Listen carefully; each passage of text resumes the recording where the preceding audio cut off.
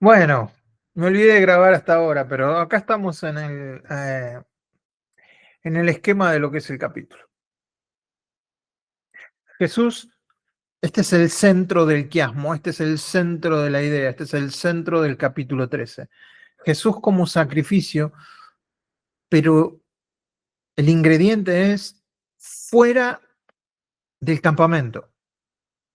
Es muy enfático el hecho de que versículo 11, 12 y 13 menciona las tres veces fuera del campamento, fuera del campamento. Después, B y B, bueno, eso lo vamos a ver ahora. Este es más o menos el esquema. Las observaciones que podemos hacer de esto es que el punto A, como el punto A', o sea, el principio y el final, tienen ideas muy relacionadas. La vida comienza y termina con gracia, en la gracia, el amor práctico sostenido por la comunión y la oración mutua. O sea, constantemente la Biblia nos va a pedir que hagamos algo, pero que ese algo lo hagamos en la potencia de Dios, en los recursos que Dios nos da, no en nuestras fuerzas.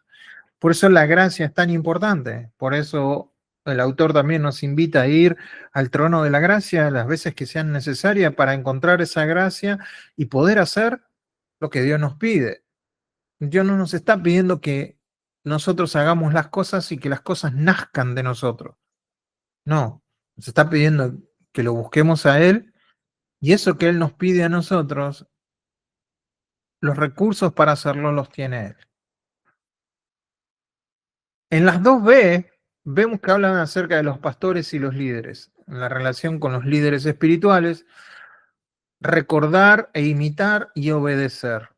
Sí, los pastores van a dar cuenta de cómo nos trataron y aquellos que estamos bajo liderazgo de un pastor, también vamos a dar cuenta de cómo obedecimos. O sea, ¿quiénes van a dar cuenta? Todos van a dar cuenta. Unos de cómo organizaron, lideraron y los otros cómo obedecieron. Y por último, el centro. Jesús como el sacrificio fuera del campamento, el que abre el camino hacia la ciudad futura. No tenemos una ciudad presente, no caminamos hacia ahí, sino una ciudad futura. Y acá se condensa toda la carta. La idea es salir del sistema antiguo. Nuestros hermanos hebreos querían volver al sistema que ya no tiene sentido volver. Y acá, una vez más, en la despedida o en el último capítulo, hace mención a ese sinsentido, salir del sistema antiguo y seguir a Jesús en su vituperio, como lo vamos a ver ahora. Vamos a ir viendo por parte, versículos del 1 al 6. Permanezca el amor fraternal. Acá la idea es de que siga permaneciendo, no que empiece. El autor nos está diciendo que tenemos que empezar. El amor ya ha sido depositado en nosotros, tenemos que ejercitarlo, tenemos que vivir, tenemos que hacer que fluya en nosotros. No olviden la hospitalidad. Acá hay un pasaje más o menos hace recordar un poco a Abraham, ¿no? Que hospedó ángeles. Nosotros con, no sé, en nuestra familia o con Marina, siempre tuvimos gente en casa, siempre. Siempre estuvo viviendo alguien con nosotros en casa, eh, tanto en Estados Unidos como acá, tuvimos gente en casa. La hospitalidad hay que tenerla siempre a mano. Los que hospedamos no fueron ángeles, de eso estamos seguros. Algunos fueron, me parece, ángeles caídos, pero bueno, tenemos que seguir obedeciendo al Señor en cuanto a ser abiertos con poder hospedar a la gente. Acuérdense de los presos y de los maltratados. Yo sé que muchos utilizan este pasaje para abrir ministerios carcelarios, para ir a los hospitales, y está muy bien, pero el contexto es de visitar a los presos, a los hermanos que están presos, a los hermanos que están presos por seguir a Jesús, ¿sí? porque dice, es como si su propio cuerpo estuviera preso, como si su propio cuerpo estuviera. Entonces, se trata de eso. Y hace una mención al matrimonio, honroso sea en todos el matrimonio. El sistema religioso en Jerusalén cerraba las puertas, o sea, vos podías divorciarte de alguien porque te trajera un mate frío, eh, y el autor dice, no, con ustedes que sea honroso el matrimonio y el lecho sin mancilla. O sea, la idea es que no haya manchas en el matrimonio. Ustedes saben que en un matrimonio uno puede estar, eh,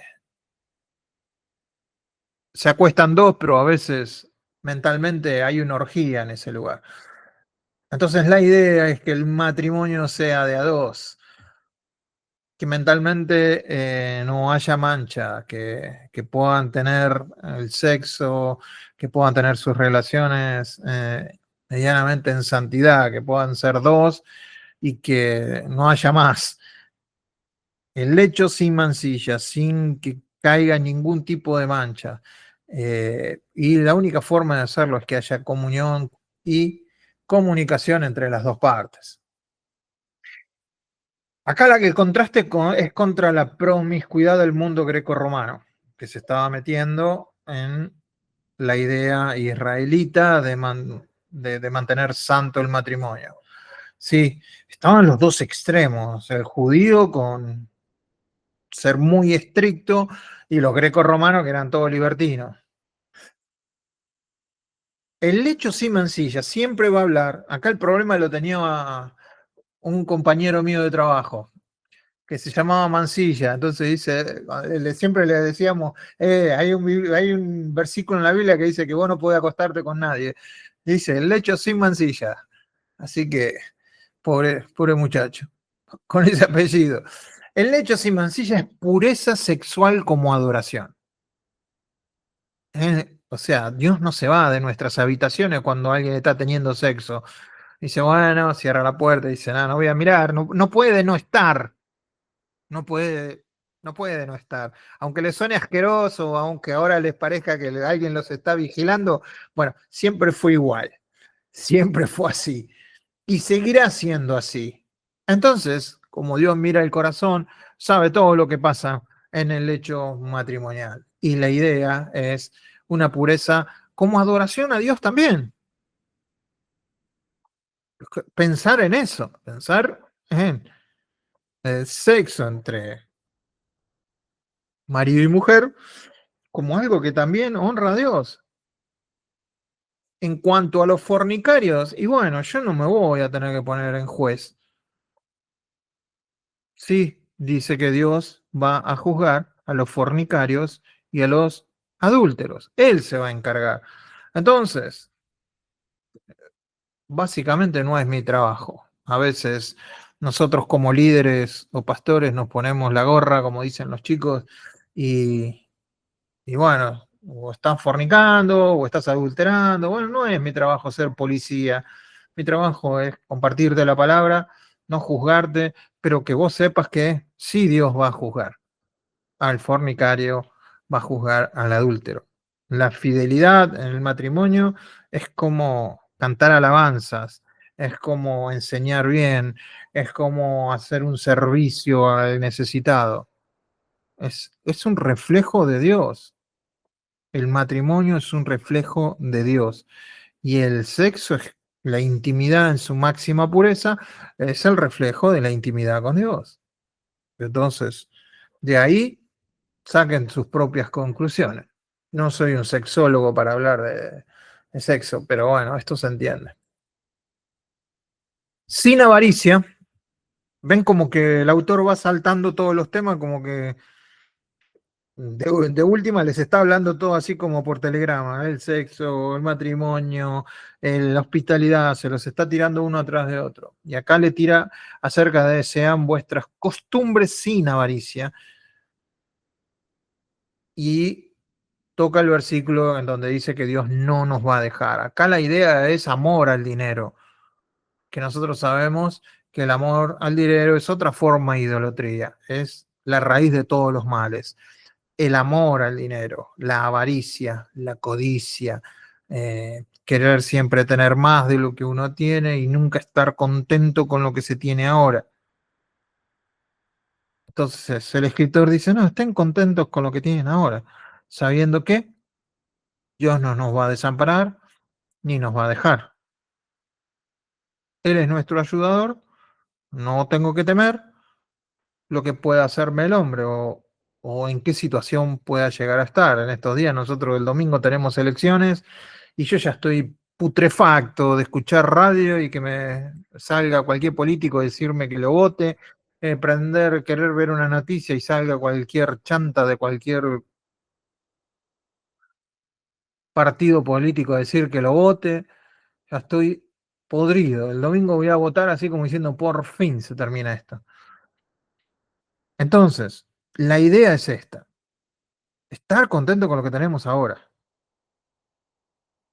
Alguien podría decir, como decía un compañero en el Instituto Bíblico, dice, bueno, yo siempre me pongo a pensar que siempre se podría estar peor. No, no, no lo veo tan bíblico a ese pensamiento, pero bueno, era la forma que tenía él de pensar, de entender, de estar contento con lo que uno tiene ahora. El argumento no es algo moralista, sino de presencia. No te voy a dejar, dice Dios. El hecho de que yo quiera más, quiera tener más y deje de un lado a Dios, es el hecho de que ya ese querer tener más se convirtió en un ídolo y de alguna manera dejé a Dios de lado. Y por eso el autor dice, mira, Dios te dice que no te va a dejar ni te va a desamparar. Entonces estamos viendo en el comportamiento no una cuestión moralista, decir contentante con lo que tenés ahora, sino el hecho de que no te contentes con lo que tenés ahora hace que te enfoques en lo que te falta y no en Dios. Entonces, la idea no es algo moralista, sino es de presencia, de comunión con Dios. La respuesta nuestra debería ser, el Señor es mi ayudador, no temeré, no necesito más. Si lo necesito, Dios va a proveer, porque Él es mi proveedor. Si no lo tengo es porque no lo necesito todavía. La ética del contentamiento brota de la teología de la presencia. ¿Está Dios presente en mi vida? Si yo entiendo que Dios está presente en mi vida, tengo todo lo que necesito. Si mi teología de la presencia de Dios empieza a decir, bueno, pero yo no tengo todo lo que quiero y yo quiero esto y yo quiero lo otro, y vas en pos de eso, toda tu mente y tu corazón va a estar enfocado en eso y no en Dios. Entonces por eso se ve minada la teología de la presencia de Dios. Por ahí va la cosa. Donde hay una conciencia de que Dios nos está acompañando, no entra la avaricia, no entra la codicia ni el temor. El amor perfecto echa fuera el temor. A veces la avaricia es porque tengo que tener porque después no voy a tener. Tengo que alcanzar porque después, ¿qué voy a hacer? Y ahí en ese pensamiento sacamos a Dios de la ecuación. Y el escritor lo que está diciendo es, ese pensamiento no, cambia tu imagen. Dios está con vos, nada te va a faltar. Es un pensamiento que al mundo va a parecer facilista, va a ser una persona que tiene poco incentivo. No se trata de eso, se trata de que voy a hacer, pero siempre pensando en que Dios es el que está a cargo de todo. El que comenzó en el altar del cielo, en el capítulo 12, ¿sí?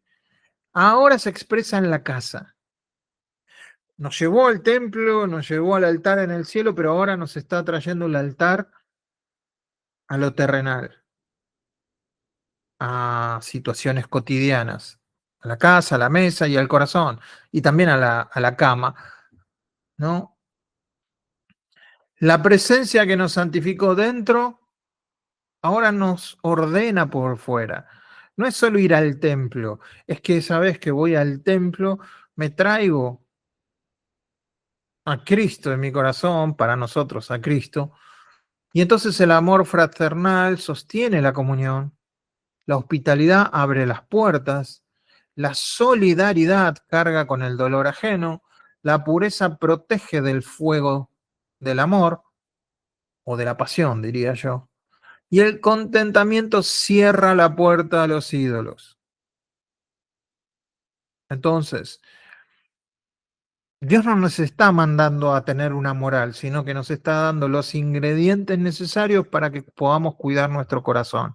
Cuando Él nos dice, conténtense con lo que tienen ahora, no nos está queriendo decir, malagradecido, quédate con lo que tenés.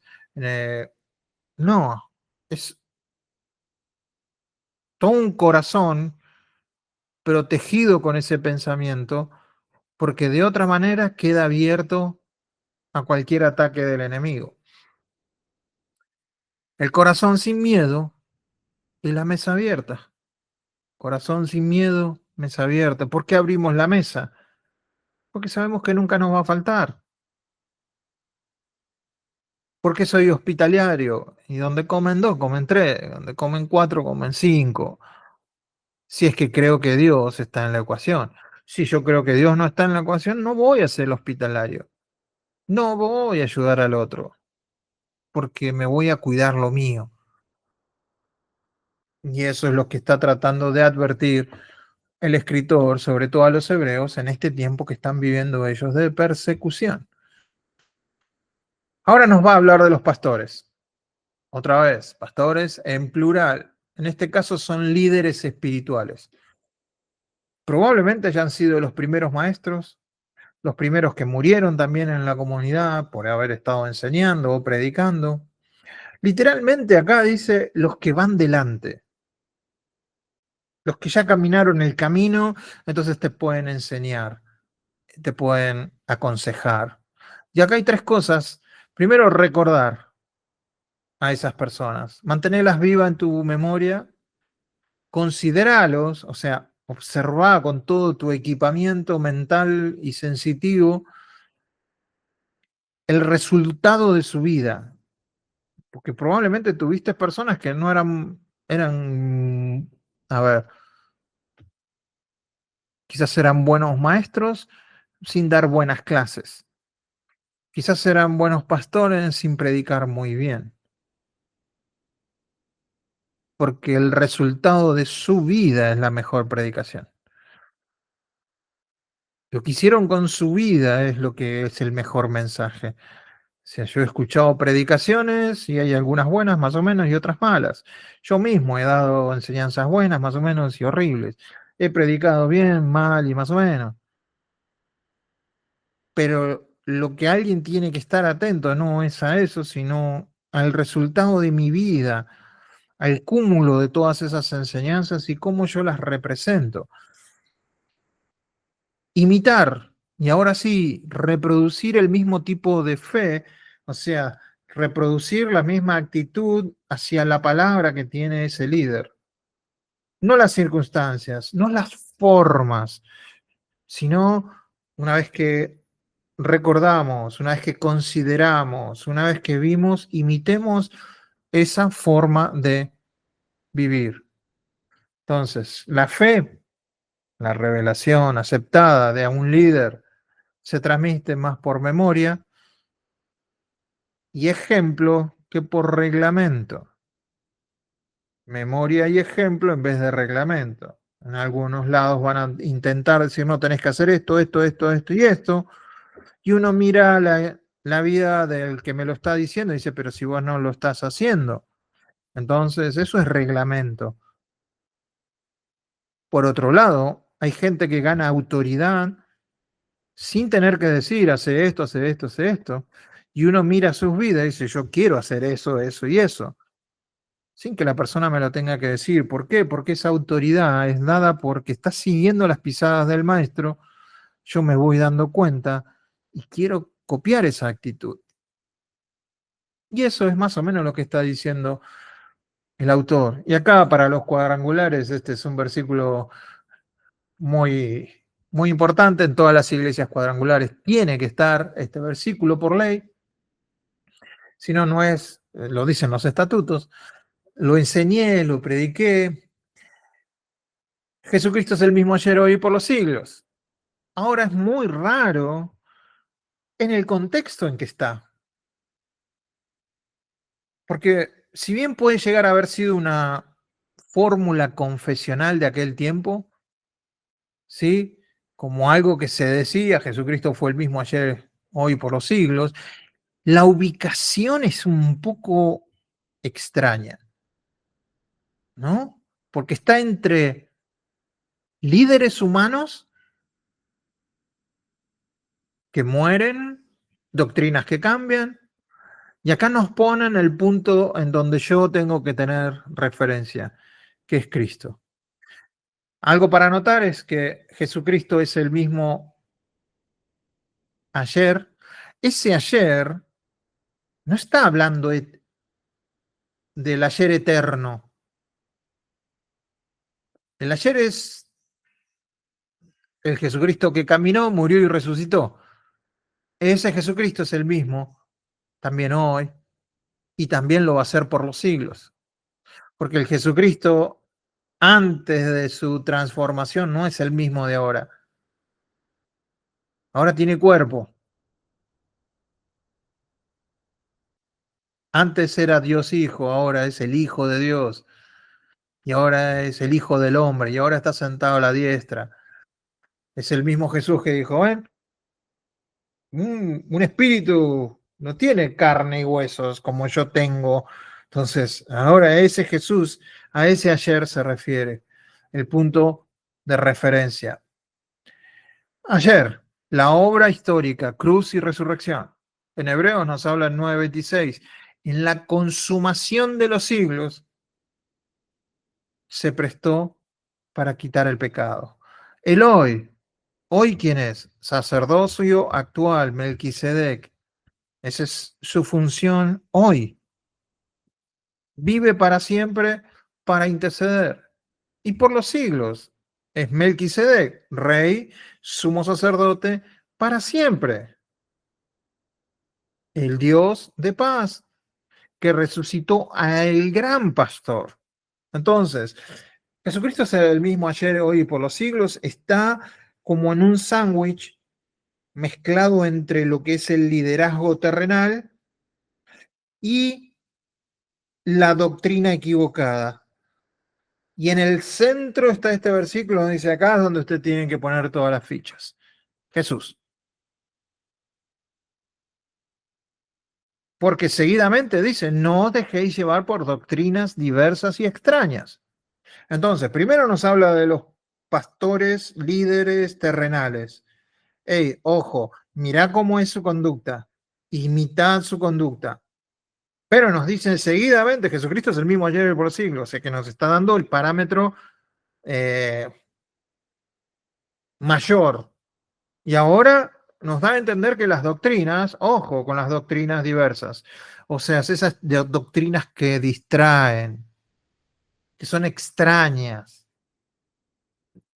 básicamente de otra casa, ajenas al fundamento que es Jesucristo. Entonces, doctrinas extrañas. Hay gente que, el otro día que alguien me decía que no se podía orar con los brazos cruzados. No, se puede orar con las piernas cruzadas. Y vos decís, pero eh, está bien, si te molesta a vos, no, dice, no, no es que me moleste a mí, no hay que hacerlo, porque espiritualmente está sucediendo algo. Y yo digo, ¿de dónde sacás esa doctrina? ¿Qué fundamento tiene? Bueno, a eso lo podemos llamar doctrinas diversas y extrañas. Y hay dentro de la zoología cristiana, hay para ser dulce. ¿Sí? Entonces van a estar los que te van a hablar de los momentos, de los portales, y que vos tenés que ser gobierno y ta. Bueno, un montón de cosas que suenan, pero no. En contexto, Probablemente sean las ideas judaizantes que enfatizaban las comidas, purezas ceremoniales. Por eso le agrega, es bueno afirmar el corazón con la gracia, o sea, con el regalo de Dios en Jesucristo, que es el mismo ayer y hoy por los siglos.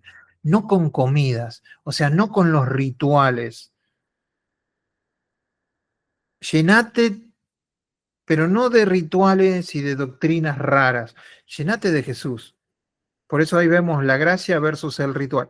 La estabilidad espiritual proviene del don recibido, no del menú que consumimos, no de lo que comemos con nuestras bocas, sino de lo que nosotros percibimos en nuestro espíritu. Entonces el corazón se afirma con lo que el corazón cree, no con lo que la boca come. Lo que come la boca se va por la letrina, pero lo que percibo con el corazón, eso es lo importante, porque de la abundancia del corazón habla la boca y por sobre todas las cosas cuida tu corazón, porque de ahí fluye la vida. Entonces lo que comamos o dejemos de comer no tiene tanta importancia. Si quieres dejar de comer algunas cosas porque te hace bien, está fantástico, pero no lo llevemos a la locura de una doctrina. Dios nos da líderes, pero no ídolos. Líderes son personas que son puestas por Dios porque ya han caminado un camino y están para enseñar a otras personas a cómo proyectar su camino, pero no son ídolos, no son personas que tenemos que poder poner en pedestales. No hay sustitutos para Cristo. Por eso es claro, Jesús, Él es el único que es el mismo ayer, hoy, por los siglos. No alimentemos el corazón con reglamentos ni con nostalgia, sino con la gracia divina. La madurez consiste en recordar sin idealizar, aprender sin copiar y permanecer firmes en aquel que no cambia. Entonces, no idealicemos a aquellos que son pastores o que llevan tiempo en los caminos.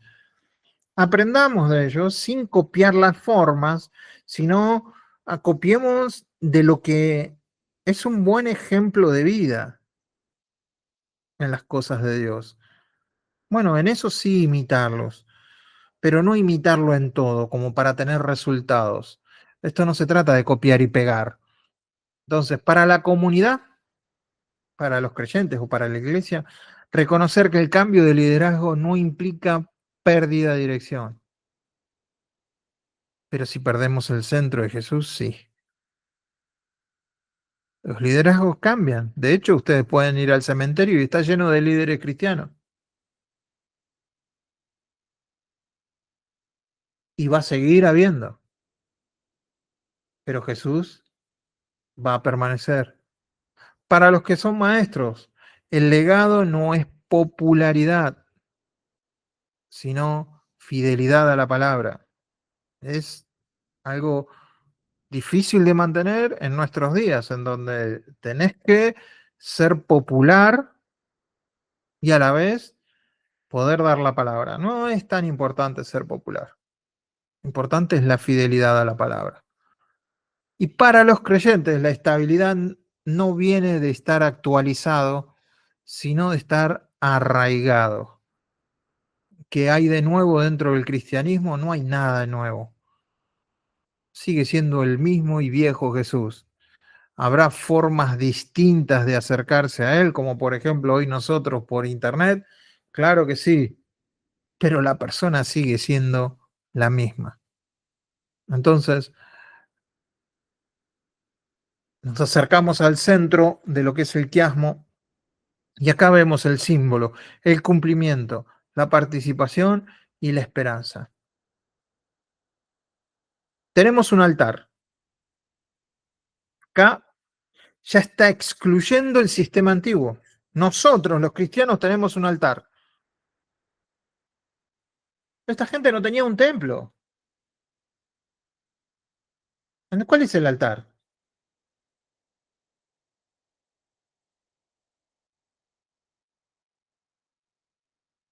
O uno va a la iglesia y entiende cuando hacen un llamamiento, bueno, vengan al altar. Ese no es el altar. Es la plataforma, es el escenario, llamarlo como quiera, pero no es el altar. El altar es Jesucristo. Entonces, versículo 11, ahí nos recuerda de los animales que fueron sacrificados con sangre, eso habla del Yom Kippur. Los animales eran quemados fuera del templo, fuera del sistema. Y vemos entonces que Jesús también, Jesús no murió dentro del templo, murió afuera del templo, fuera de las puertas de la ciudad inclusive. ¿Por qué? Porque Jesús era hasta ese momento maldito, un ladrón, contado entre los ladrones, olvidado de Dios. Entonces Cristo murió fuera de las puertas. Por eso el autor dice, salgamos a Él. No nos quedemos adentro, en el sistema religioso, no nos quedemos en la ciudad, no nos quedemos, salgamos a Él, el que fue a Él, a la persona. No sé si se entiende, si podemos hacernos a la imagen, estamos en Jerusalén, salgamos a donde está Él, corramos hacia Él, que Él es la esperanza, y Él, gracias a Él va a haber una ciudad que es permanente, donde esté Él, esa ciudad va a ser permanente y eterna, la ciudad que nos está esperando a nosotros como nuevos ciudadanos de ese lugar. Tenemos un altar. Entonces, es importante para nosotros, o por lo menos dentro del cara a cara, entender que nuestro altar, porque estamos fritos, si esperamos que el altar sea de acrílico, sea de madera, bueno, estamos fritos acá, porque no tenemos. Entonces, en la antigua alianza, los sacerdotes comían ciertos sacrificios en el altar. ¿Sí? Estos eran los que servían en el tabernáculo. Y ahora dice, nosotros tenemos un altar que los que servían en el tabernáculo no pueden comer. Uf, miren cómo cambió la cosa.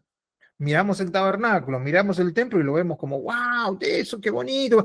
Bueno, esa gente en el nuevo altar que es Jesús no pueden comer si se mantienen aferrados al viejo sistema.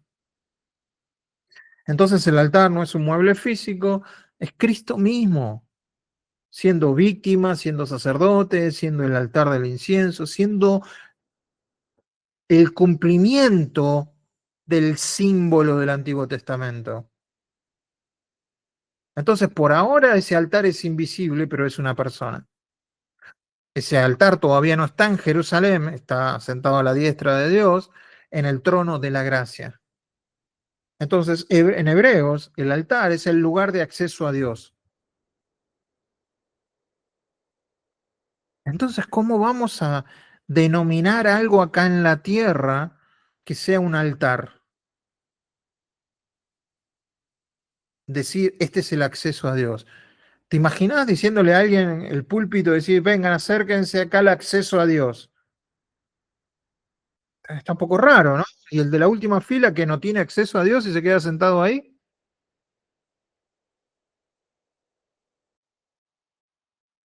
ahí es donde perdemos, se nos escapa la tortuga un poco.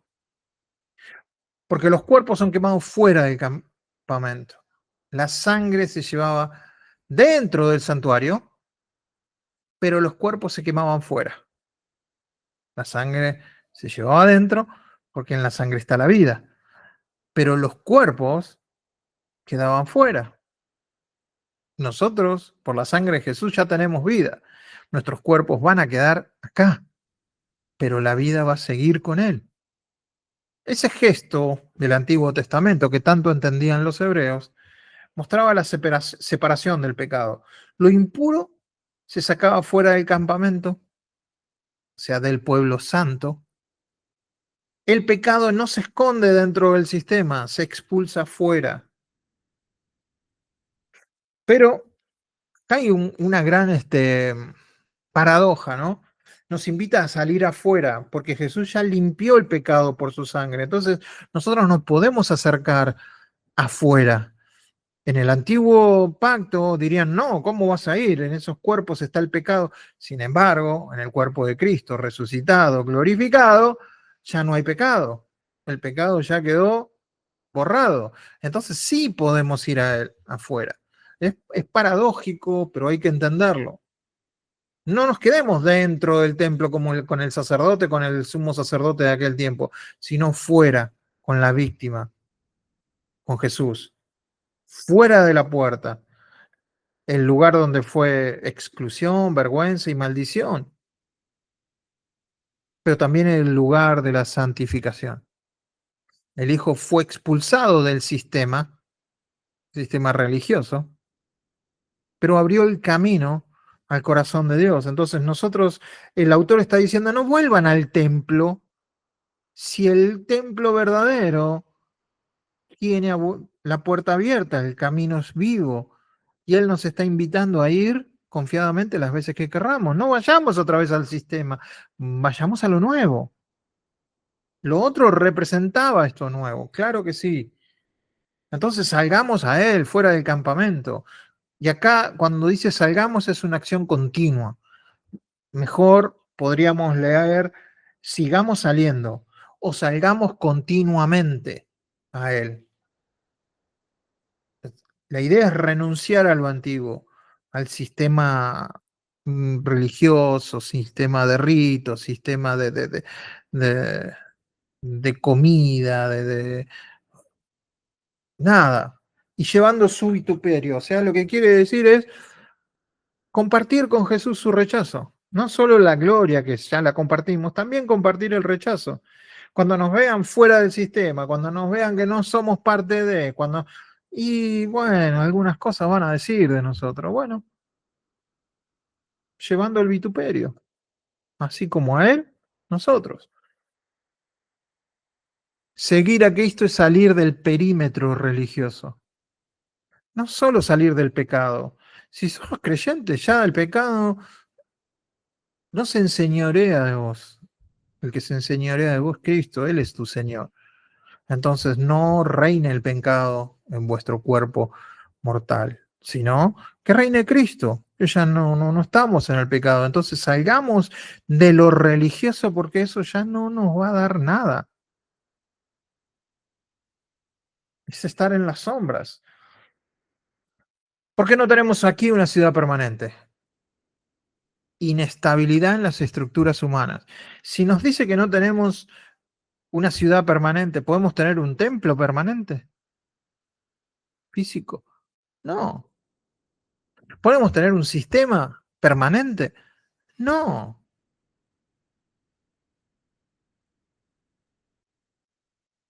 De eso está hablando. Buscamos otra cosa que no está acá en la tierra. La ciudad cuyo arquitecto es Dios. El argumento no es un escapismo barato, sino escatológico, es ver para adelante, ver la otra orilla. Vivimos entre dos ciudades, vivimos entre dos orillas. ¿Cuál vamos a mirar?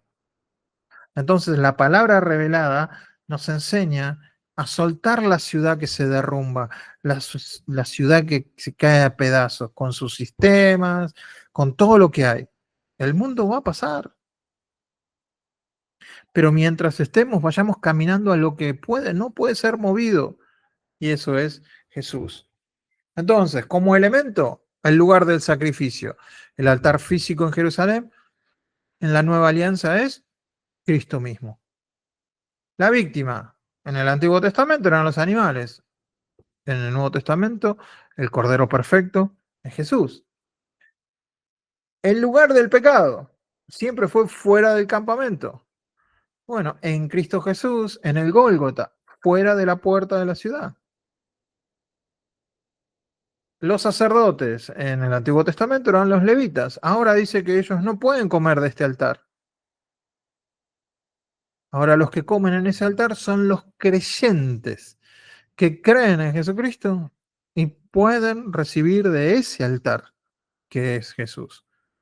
La ciudad en la antigua alianza era terrenal, temporal, Jerusalén, el templo, pero para la nueva alianza, para el nuevo pacto, para nosotros es la celestial, la eterna. Entonces, en el antiguo pacto el fuego consumía los cuerpos y en el nuevo pacto el fuego se revela en el corazón. Es el Espíritu Santo que enciende el fuego. ¿Sí? Si sos pentecostal, enciende el fuego, enciende el fuego. Así, más o menos así era el corito. Sí, malísimo para los coritos. Jesús fue arrojado fuera del sistema para abrirnos el reino. El reino y el sistema son contrapuestos. Entonces el verdadero culto no está dentro de los muros, sino fuera, donde Él fue herido. Salgamos, pues, a Él. Eso es lo que nos está invitando el autor de Hebreos. Fuera del campamento, en donde está su presencia. Es donde nos van a criticar por seguir a este Cristo. Pero también está su gloria. Salgamos ahí donde está el buen negocio, ahí donde está la buena fruta, ahí es donde está, ahí es donde pertenecemos.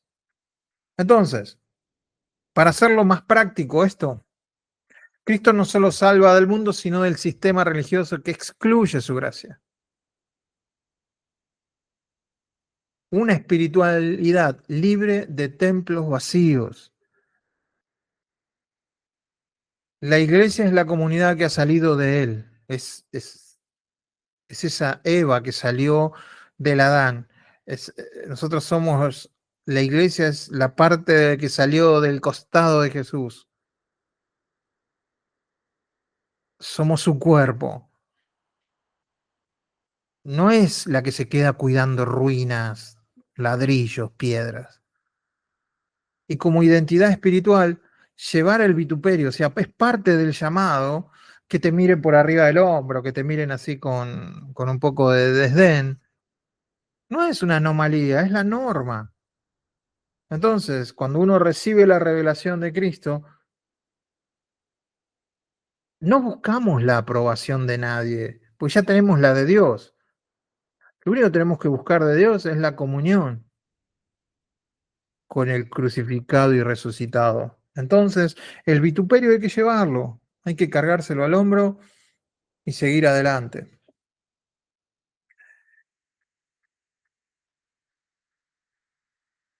El culto del nuevo pacto no se detiene en el altar, ¿sí? No hay altares en el nuevo pacto, hay un altar.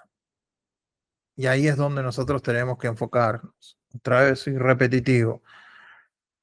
El sacrificio de alabanza. Ahora, ¿qué sacrificios hacemos? ¿De animales? No. Alabanza. Tiene que salir de la boca. Ese gloria a Dios, ese gracias a Jesús. En el nombre de Jesús lo voy a hacer. Ese sacrificio de alabanza. Te amo, Jesús. Son lo más grande. Es es un culto vertical. El hecho de hacer bien y compartir con otros, el culto horizontal, y el culto comunitario es donde nosotros, con pastores o líderes o hermanos, nos juntamos y hay cierto orden para hablar, adorar y servir al Señor. Entonces, ofrezcamos siempre a Dios por medio de, fíjense que es importante, yo no puedo ofrecer sacrificio fuera de Jesús. Mis sacrificios son por medio de Él, sacrificio de alabanza. Sí, revela la forma más pura de gratitud constante. Confesar su nombre, hablar lo mismo que dice Él. Y de hacer el bien y de la ayuda mutua, no os olvidéis. Bueno, de esto no hay mucho que aclarar. La alabanza y la generosidad. La alabanza a Dios y la generosidad contra el prójimo, o para el prójimo. Otra vez, este es un versículo muy utilizado para poner un poco de orden en las iglesias. Obedezcan a sus pastores. La obediencia no anula la libertad que tenemos cada uno de nosotros en Cristo. La canaliza hacia la comunión con esos líderes. Donde hay un líder tóxico, donde hay un líder manipulador, donde hay un líder... Bueno, yo todavía tengo la libertad en Cristo para no atarme a ese yugo No estéis atados otra vez al yugo de la libertad. Sí, manténganse en la libertad con que Cristo los hizo, libres. No estén allá otra vez atados al yugo, a la doctrina, a la enseñanza, esa que nos quiere esclavizar. Pero bueno, hay pastores muy buenos, hay pastores que nos quieren llevar a Cristo, que nos quieren llevar a Dios. Bueno, sigamos a eso. Bueno, déjenme terminar con esto. Acá terminamos con lo que se abrió al principio. Vida ética. Hay una vida vertical con Dios, pero este capítulo nos habló de una vida horizontal, ¿no? Siempre con los ojos puestos en Jesús. Sobre el final, el autor hace una petición de oración. Oren por mí, oren por esto, oren por lo otro, lo cual habla de eh, cómo estaban interconectadas las iglesias. ¿Sí? Si Timoteo ya sabían que Timoteo, aunque Timoteo no tenía mucho que ver con los hebreos, sin embargo parece que lo conocían y había un intercambio entre ellos. Habla del Dios de paz, algo que es muy importante, el Dios de paz. Nuestro Dios es un Dios de paz, ¿sí? Que ya nos ha reconciliado con Él, que ya estamos en paz, que ya podemos levantar manos santas. Y entonces es Cristo el medio por el cual se logró esa paz. Nuestro Señor Jesucristo, si ustedes leen la última oración, lo último que Él dice es títulos de Jesús. Lo que hagamos, dice, haciendo Él en vosotros lo que es agradable delante de Él por Jesucristo, al cual sea la gloria por los siglos de los siglos. Amén.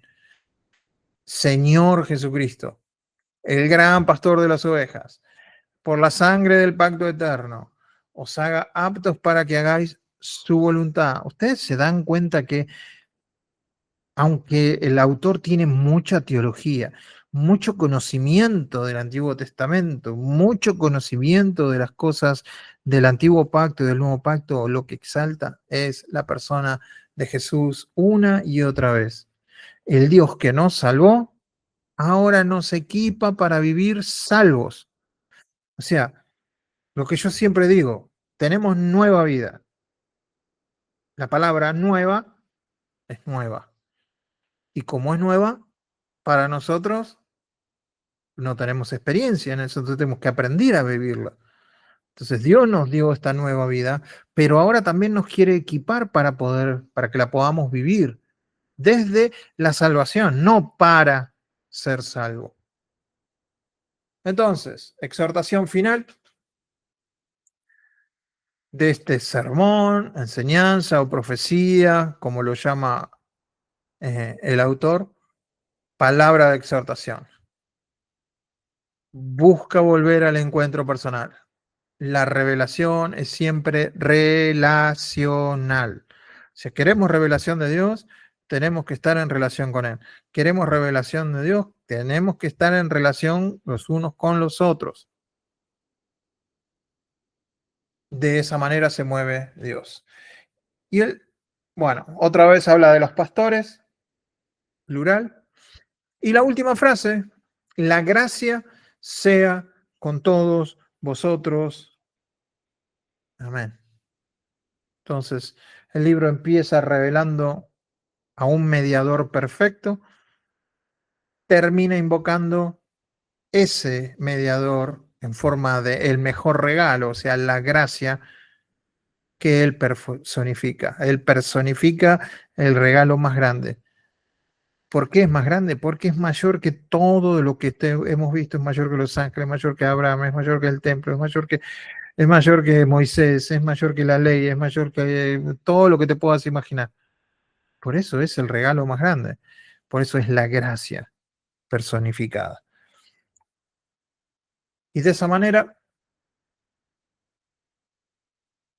la idea es que seamos aptos por Él, liderar con buena conciencia, no con poder. El poder no es necesario. El poder la autoridad, mejor dicho, se obtiene de alguien que sigue a Jesús. Si alguien no te quiere hacer caso y vos estás siguiendo a Jesús, no te compliques la vida, déjalo.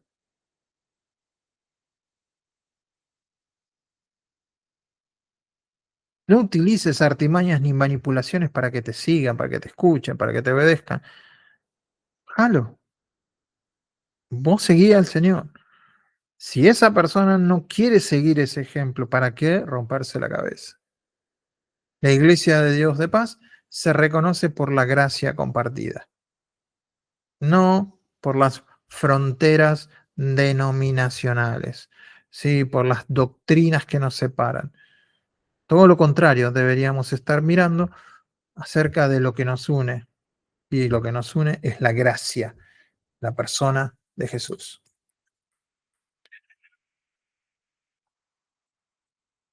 El mismo que habló del Hijo, ahora obra en nosotros por el Espíritu. Ya no se trata de esforzarnos por agradarle, sino dejarnos transformar por su obra en nosotros. Y cuando la gracia hace su trabajo en nosotros, o mejor dicho, le permitimos hacer el trabajo en nosotros, el corazón humano se vuelve lo que siempre debió ser, una extensión del altar eterno, una extensión de aquello que hacía Dios con Adán y Eva, que caminaban juntos con ellos al fresco de la tarde. Ese es el altar. Y es ahí donde debemos volver una y otra vez. Oremos. Papá, te damos gracias, gracias por ayudarnos a meditar, sobre todo en esto del altar, que tenemos un altar.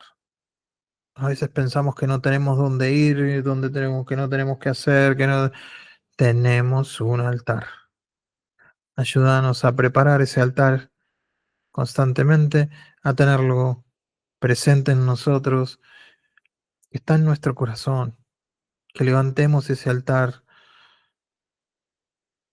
que adoremos, que sacrifiquemos alabanza, que nuestros labios sacrifiquen, aunque estemos mal, que podamos hablar bien, aunque estemos mal, que podamos levantar, recordar quién sos, quién fuiste, pronunciar lo que vos decís de nosotros una y otra vez. No importan las circunstancias en que estemos. Por eso se llama sacrificio de alabanza. Porque vamos a tener que matar algo. Y ese algo quizás sea algún dolor, alguna enfermedad, alguna situación incómoda. La sacrificamos en el altar y a vos te damos toda la alabanza, toda la gloria por siempre y para siempre. Gracias te damos por todo, Dios, y por este estudio que acabamos de terminar. En el nombre de Jesús. Amén y amén.